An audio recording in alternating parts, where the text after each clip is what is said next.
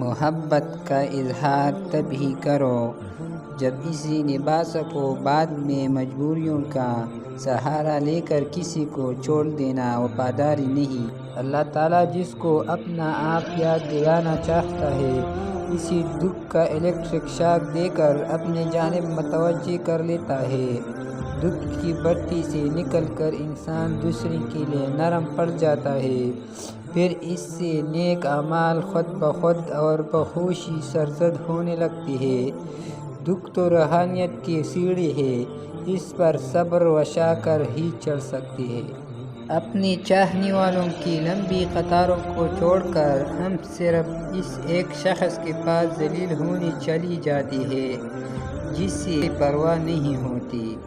کبھی کبھی ایسا بھی ہوتا ہے کہ سکون کے لیے دوا کی نہیں، کسی کی الفاظ کی ضرورت ہوتی ہے جس سے ہم کو بہت محبت ہوتی ہے۔ اگر تو کوئی شخص آپ کو چھوڑ کر چلے جائے یا آپ سے منہ پھیر لے تو غمگین مت ہو، کیونکہ ممکن ہے کہ یہ آپ کی اس دعاؤں کا نتیجہ ہو جو کبھی آپ نے مانگی تھی کہ اے اللہ ہر اس شے کو مجھ سے دور کر دے جو میرے حق میں بہتر نہیں ہے۔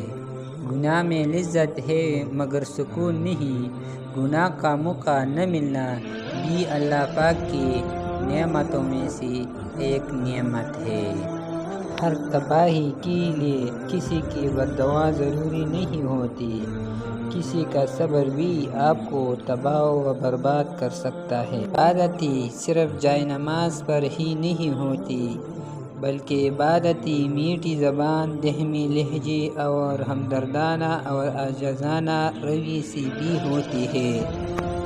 ہر رشتے کہیں نہ کہیں تو مان توڑ ہی دیتا ہے اور ہر تعلق کبھی نہ کبھی تو بھرم کھو دیتا ہے۔ یہ صرف اللہ ہی کی ذات ہے کہ جس کا تو اثر قائم رہتا ہے۔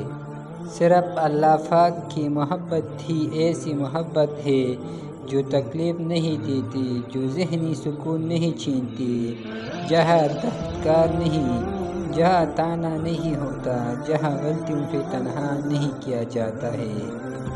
محبت میں سب سے زیادہ ضروری ہے ایک دوسرے کو وقت دینا۔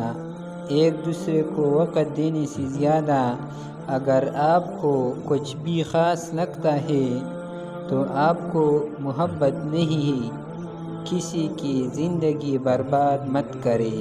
تمہاری رشتوں میں سب سے کمزور رشتہ تمہارے جسم اور تمہاری روح کا ہے، نہ جانے کس وقت اور کہاں ٹوٹ جائے۔